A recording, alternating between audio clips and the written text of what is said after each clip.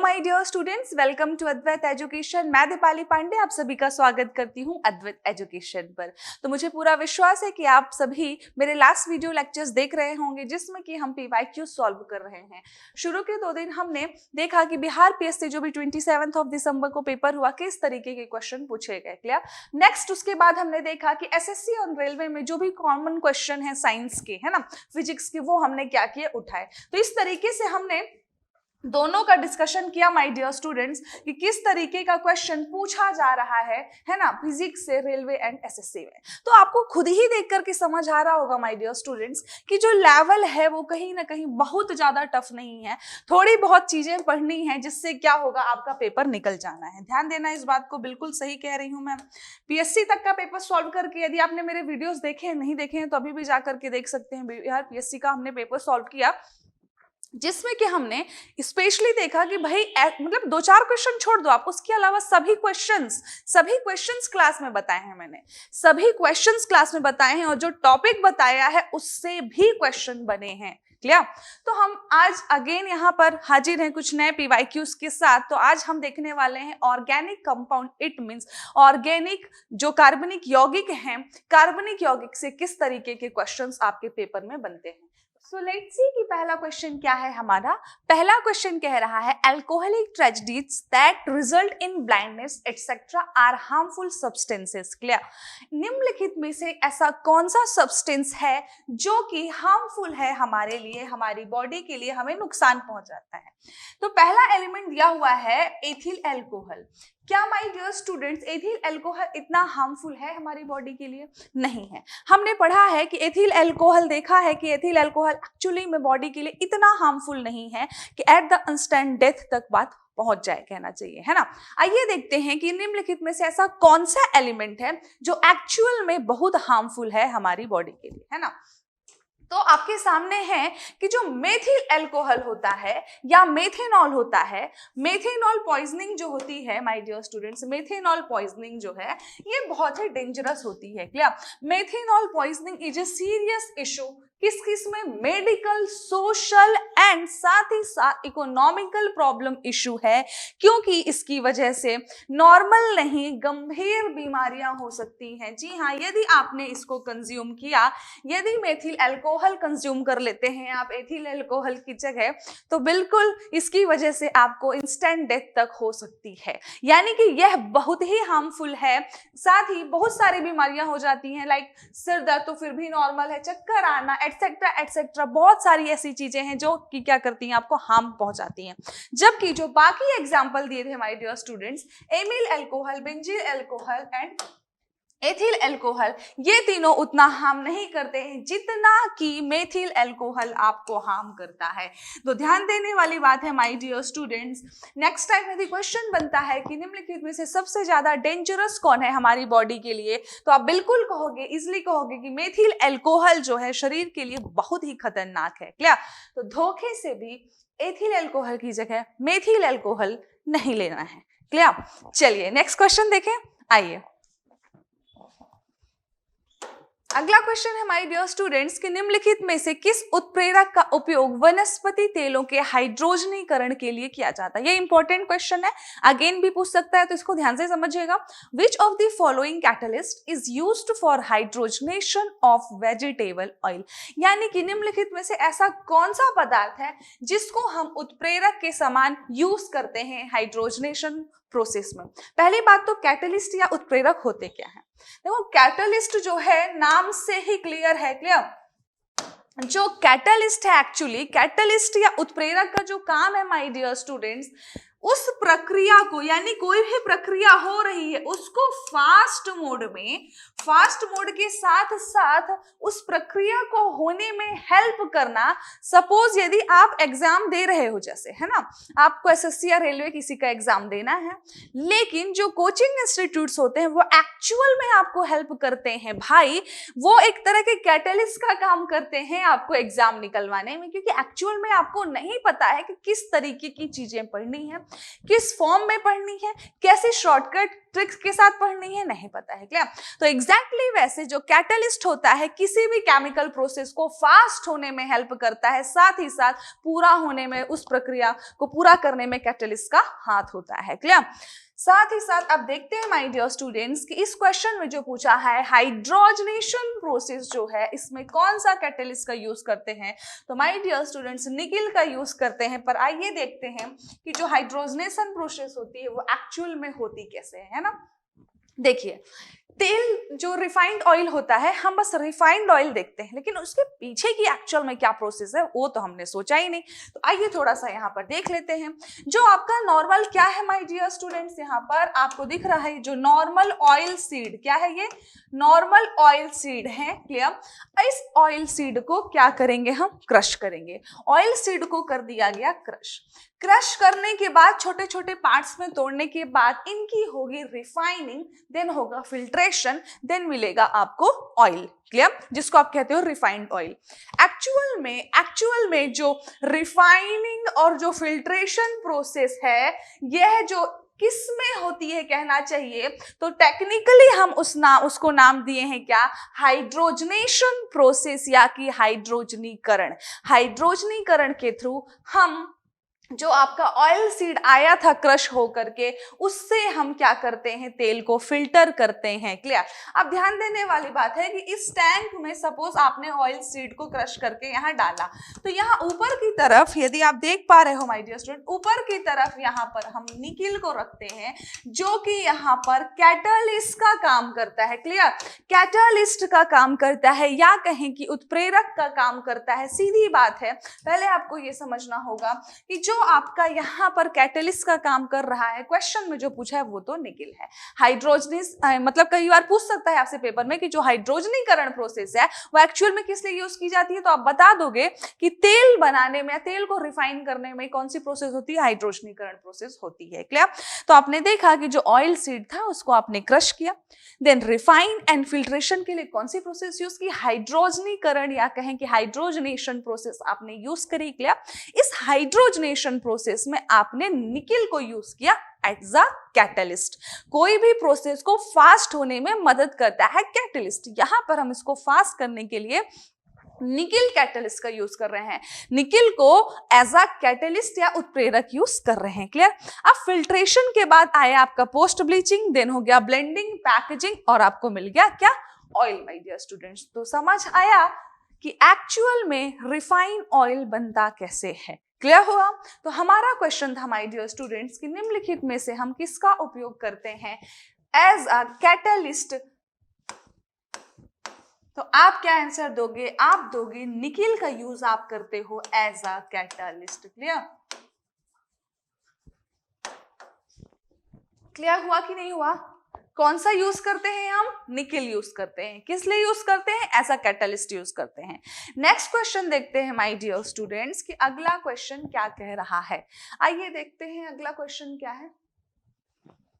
अगला क्वेश्चन कह रहा है, आपके सामने है, निम्नलिखित में से कौन सा रसायन फल पकाने में उपयोग में लाया जाता है? Which of the following chemicals is used to cook fruits? Easy question है क्योंकि सभी लोग घर में, कई लोगों घर में केला बहुत होता है, केला पकाते हैं, आम होता है गर्मियों के सीजन में तो आम पकाते हैं, मार्केट से जाकर के लेकर के आते हैं। तो आप बिल्कुल बता सकते हो माय डियर स्टूडेंट्स कि निम्नलिखित में से कौन सा केमिकल है जिसको हम फलों को पकाने में यूज करते हैं। आप बताएंगे कमेंट बॉक्स में तो मुझे ज्यादा अच्छा लगेगा। मेरे बताने से पहले आप बताइए कि कौन सा केमिकल हम यूज करते हैं फलों को पकाने के लिए। Which of the following chemical is used to cook fruits? Clear? Cook fruits नहीं होगा, राइट फ्रूट होगा, है ना? राइट मतलब पकाना, टाइपिंग मिस्टेक भी हो जाती है। Right fruits.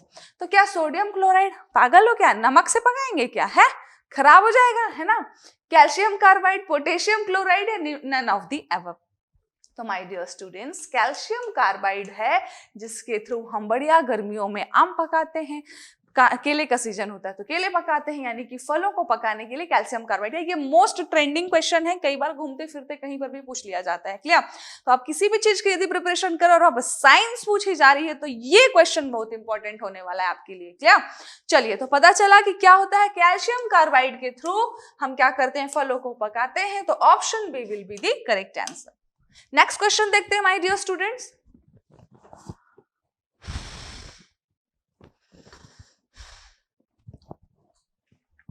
निम्नलिखित में कौन एक प्राकृतिक बहुलक नहीं है?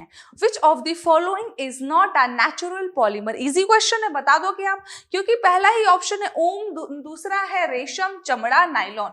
तो क्लियरली विजिबल है माय डियर स्टूडेंट्स कि ऊन भी नेचुरल है, रेशम भी नेचुरल है, चमड़ा भी नेचुरल है, जबकि नाइलॉन है जो ऑप्शन डी, ये क्या है my dear students? It is an artificial polymer जिसको हम बनाते हैं केमिकली, ना कि यह नेचुरल पॉलीमर है। क्लियर हुआ? चलिए नेक्स्ट क्वेश्चन देखते हैं माय डियर स्टूडेंट्स। तो नेक्स्ट क्वेश्चन क्या पूछा गया है?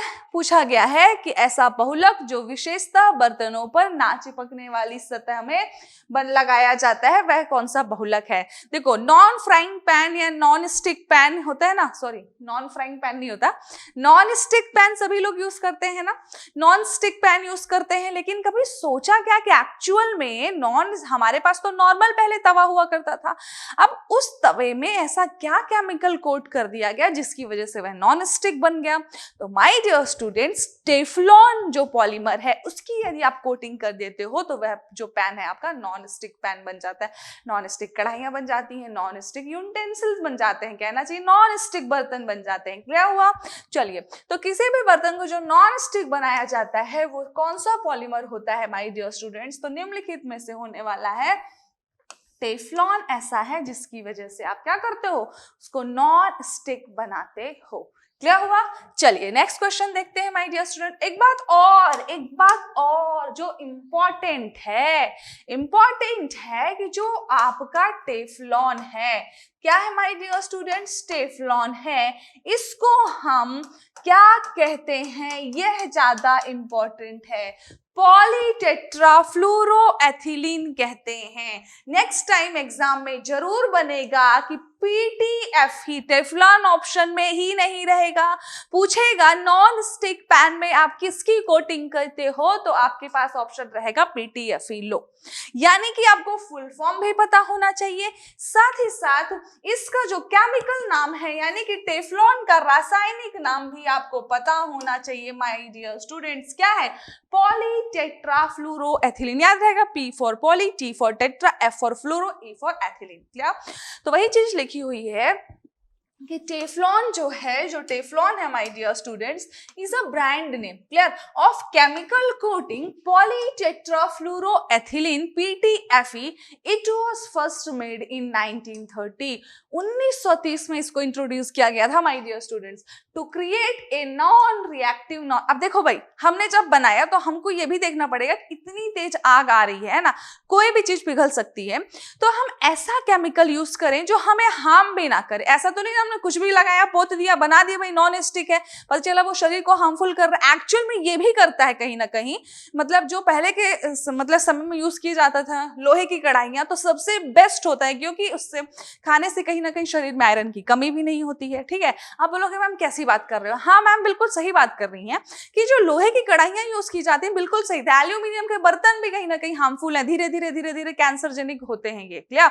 जैसे ही रिफाइंड ऑयल को आप बार बार यूज करते हो तो फ्री रेडिकल्स प्रोड्यूस होते हैं और हमारी बॉडी में अंदर जाकर चिपकते हैं। एग्जैक्टली वैसे ही जो आप बर्तन भी यूज करते हो जो नॉन स्टिक है, साथ ही साथ एल्यूमिनियम्स हैं, स्टील है, सबसे ज्यादा अच्छा जो माना गया है वो कहीं ना कहीं आयरन का माना गया है, और भी बेस्ट जो है वो तो तांबे का माना गया है। क्लियर?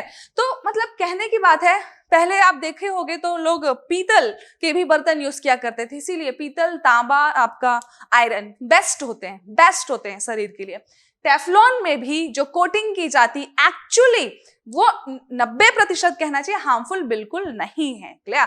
लेकिन ऐसा नहीं कह सकते कि इससे कोई नुकसान ही नहीं है, बहुत slow slow slow slow harm करता है ये सब चीजें बॉडी को, क्लियर। हमें ऐसा लगता है कि ऐसा कुछ भी नहीं है। आजकल तो बिल्कुल ट्रेंड बना के रख लिया गया है एक्चुअली कि नहीं, सारी चीजें नॉन स्टिक होनी चाहिए। जो टेफ्लॉन की हम कोटिंग करते हैं, आपको मैं किसी दिन डिटेल्ड बताऊंगी कि एक्चुअली वो हमारे लिए उतना बेनिफिशियल नहीं है शरीर के हिसाब से, बाकी स्वास्थ्य के हिसाब से, टेस्ट के हिसाब से तो हमें नॉन स्टिक चाहिए ही कि भाई अब हमें बनाने चिल्ला, तो हम क्या करेंगे, नॉन स्टिक पैन उठाएंगे, उसमें बनाएंगे चिल्ला। तो एक्चुअली जो होता है ना नॉन स्टिक पैन इसीलिए होते हैं, कई सारी चीजें उसमें नहीं बन पाती हैं नॉर्मल कढ़ाई या बर्तन में, इसलिए नॉन स्टिक यूज किया जाता है। लेकिन जो कोटिंग होती है टेफ्लॉन की एक्चुअली बहुत अच्छी बात नहीं है, क्या? तो क्या है लिखा हुआ है, it's known for its use in cookware, exactly जो खाना पकाने में कई जगह हम यूज करते हैं, है ना, यूटेंसिल। नेक्स्ट है आपका इसमें जो टेफ्लॉन है, नेक्स्ट टाइम क्वेश्चन क्या बनेगा माय डियर स्टूडेंट्स कि टेफ्लॉन का फुल फॉर्म, टेफ्लॉन का केमिकल नेम क्या है, साथ ही साथ केमिकल नेम का फुल फॉर्म आपको पता होना चाहिए, क्लियर हुआ? तो माय डियर स्टूडेंट्स, यदि नेक्स्ट टाइम ये क्वेश्चन बनता है अगेन तो आप आंसर दे पाओगे कि नहीं? आपको आई होप याद तो जरूर हो गया होगा कि टेफ्लॉन की हम कोटिंग करते हैं नॉन स्टिक पैन में, क्लियर? नेक्स्ट क्वेश्चन देखते हैं माय डियर स्टूडेंट्स। अगला क्वेश्चन कह रहा है निम्नलिखित में से कौन सा रसायन फल पकाने में सहायता करता है? अभी अभी हमने देखा था, क्या देखा था कि जो कैल्शियम कार्बाइड है उसके थ्रू हम फलों को पकाते हैं। यहां पर अगेन पूछा है, यहां पर कहीं भी आपको कैल्शियम कार्बाइड नहीं दिख रहा है my dear students. Which of the following chemical helps to ripe the fruit? Again here it is written that cooking, no, here it is again to ripe the fruit. तो my dear students, आपको पता होना चाहिए कि जो इथेफॉन होता है, इथेफॉन भी एक तरह का ऐसा केमिकल है जिसके थ्रू हम चीजों को पकाते हैं। सो है माय डियर स्टूडेंट्स कि पौधे के फल को अधिक तेजी से पकने में मदद करने के लिए हम गेहूं, कॉफी, तंबाकू, कपास और चावल पर अक्सर क्या है, इथेफॉन का इस्तेमाल करते हैं। सपोज करिए कि खेत में चावल लगा हुआ है, क्लियर? अब लग गया, फसल हो गई, देन फसल पक रही है। अब पकने में बहुत ज्यादा समय यदि ले रही है तो यदि हम उसमें एथेफॉन डाल देते हैं, अब ये एथेफॉन से आप ये मत कहना कि मैम हम आम भी पकाएंगे, केले भी पकाएंगे और खाएंगे, ऐसा नहीं है। पर्टिकुलर यूज है माय डियर स्टूडेंट्स कि एथेफॉन आपने सुना भी नहीं होगा पहले, यहां पर इसलिए ध्यान रखिएगा इसको कि जैसे खेतों में क्या होता है कि गेहूं, चावल, कोई की भी फसल लगी हुई है और उसको थोड़ा जल्दी हम पकाना चाहते हैं, तो आप क्या यूज करोगे? आप यूज करोगे एथेफॉन, जिसकी वजह से वह थोड़ा जल्दी पक जाएगा, हमारा काम जल्दी हो जाएगा, क्लियर? साथ ही आपको मैं बता दूं जो कपास है सबसे ज्यादा हेल्पफुल हुआ है ये कपास में, यानी कहना चाहिए रुई में। तो रुई का पौधा जैसे फूल वूल आ गया उसके बाद उसको पकने में बहुत ज्यादा समय लगता है, तो फास्ट यदि जहां पर इंडस्ट्रीज वगैरह, कॉटन इंडस्ट्री है, वहां ही क्या करते हैं कि एथेफॉन यूज करके कपास को जल्दी पका लिया जाता है, जल्दी निकाल लिया जाता है रुई को, क्लियर?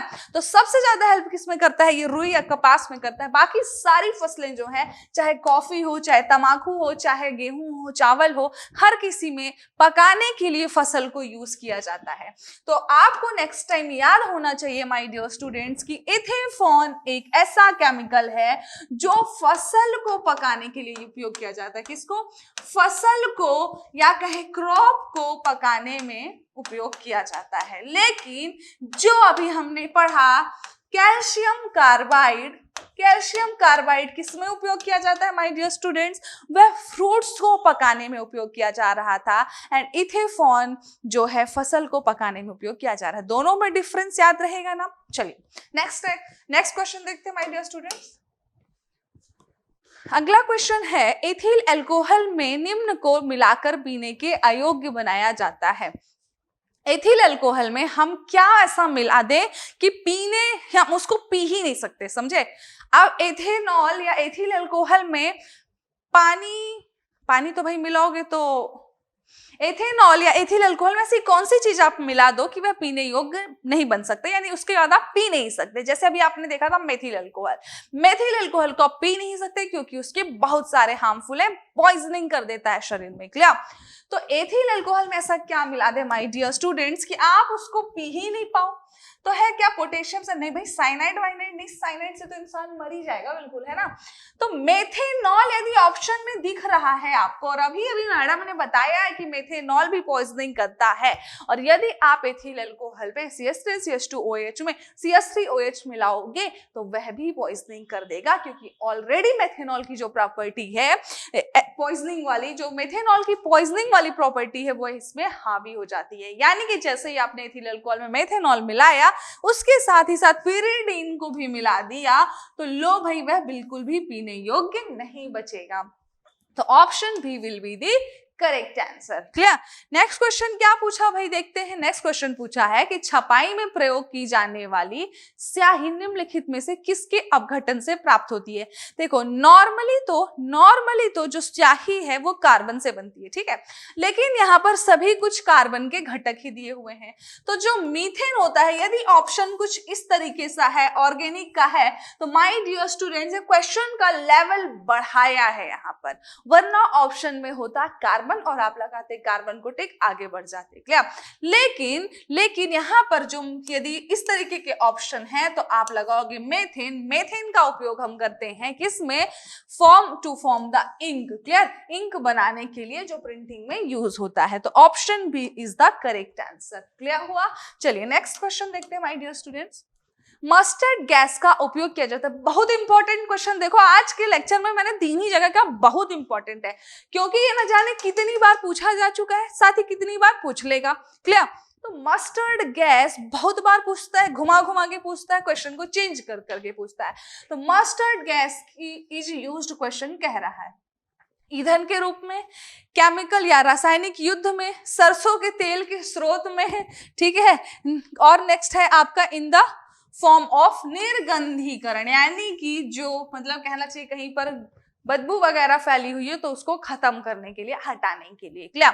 तो माय डियर स्टूडेंट्स मैं बता दूं, मस्टर्ड गैस जैसा कि आप सुन रहे हो, मस्टर्ड है उस नाम में, तो ऐसा कोई भी इसका सरसों से ताल्लुक के नहीं है। आप ऐसा बिल्कुल मत सोचिएगा कि नाम मस्टर्ड है तो जरूर सरसों से रिलेटेड होगा, तो ऐसा बिल्कुल भी नहीं है। Clear. Mustard gas world war first में यूज की गई थी, कहना चाहिए आपके युद्ध को जीतने के लिए, मतलब युद्ध में एक तरीके से इसको यूज किया गया था केमिकल के रूप में, तब वहां पर इसका नाम क्या पड़ा था? Mustard gas. तो एक्चुअल में जो है ये सल्फर मस्टर्ड कहलाती है। Sulphur mustard is not found naturally, पहली बात तो यही ध्यान देने वाली बात है, नेचुरली नहीं पाई जाती है। Sulphur mustard was introduced in world war one as a chemical warfare agent, यानी कि केमिकली युद्ध में जीतने के लिए कहते हैं ना गैस फैला दी। तो एक्चुअल में जो मस्टर्ड गैस है, जिसको हम सल्फर मस्टर्ड गैस बोलते हैं, इसका उपयोग किया गया था प्रथम विश्व युद्ध में युद्ध को जीतने के लिए। Clear. Historically it was available for use in the treatment of skin condition like psoriasis. पहले जो है इस गैस का उपयोग हम किस में करते थे? सोराइसिस एक तरह की बीमारी होती है, सोराइसिस एक तरह की स्किन डिसीज है, जिसमें क्या होता है कि जहां पर ये सोराइसिस हो जाता है पर्टिकुलर जगहों पर होता है, स्पेशली जैसे नेल्स हो गए, हाथ हो गए, पैर के, सर में, बाल मतलब जड़ों में, तो वहां की चीजों को खत्म करने लगता है, वहां पूरी स्किन मतलब दूसरी स्किन आती है, अजीब सा दिखने लगता है, बायो में बताऊंगी भी मैं। तो सोराइसिस के ट्रीटमेंट के लिए मस्टर्ड गैस का पहले यूज किया जाता था, अभी नहीं किया जाता है ना। तो किस में हम ऑप्शन लगाने वाले हैं माय डियर स्टूडेंट? जाहिर सी बात है ऑप्शन बी लगाने वाले हैं। क्या ऑप्शन बी था हमारा? ऑप्शन बी था रासायनिक युद्ध में, यानी कि केमिकल वेलफेयर के लिए उपयोग की गई थी। क्लियर हुआ कि नहीं हुआ माय डियर स्टूडेंट्स? तो आज हमने कुछ ऐसे क्वेश्चन देखे जो कई बार रिपीट हुए हैं, साथ ही साथ जो एक ही बार आए हैं, जैसे कि हमने अभी डिस्कस किया। जैसे मस्टर्ड गैस का क्वेश्चन है भाई, अगेन पूछ सकता है, अब आपसे पूछ लेगा कि जैसे पूछा मस्टर्ड गैस का उपयोग किया जाता है, तो आपने यहाँ पर दिया रासायनिक युद्ध में किया गया था, ठीक। नेक्स्ट टाइम पूछ लेगा कि मस्टर्ड गैस का उपयोग प्रथम बार कहाँ किया गया था। नीचे 3 ऑप्शन रहेंगे, वर्ल्ड वॉर 1, 2, 3, कौन सा लगाओगे? पता होना चाहिए ना कि प्रथम विश्व युद्ध में किया गया था। तो नेक्स्ट क्वेश्चन और बन जाएगा कि मस्टर्ड गैस नेचुरल है या सिंथेटिक, तो ये भी पता होना चाहिए, नेचुरल नहीं है, सिंथेटिक है। अब ऐसा ऑप्शन दे देगा तो आप जाहिर सी बात है कंफ्यूज हो जाओगे यदि आपने पढ़ा नहीं है, और यदि आपने दीपाली मैम का लेक्चर देखा है तो आप बिल्कुल सही कर पाओगे, है कि नहीं। चलिए, तो आज का था हमारा ये डिस्कशन। मिलते हैं नेक्स्ट लेक्चर में कुछ नए डिस्कशन के साथ। Thank you class.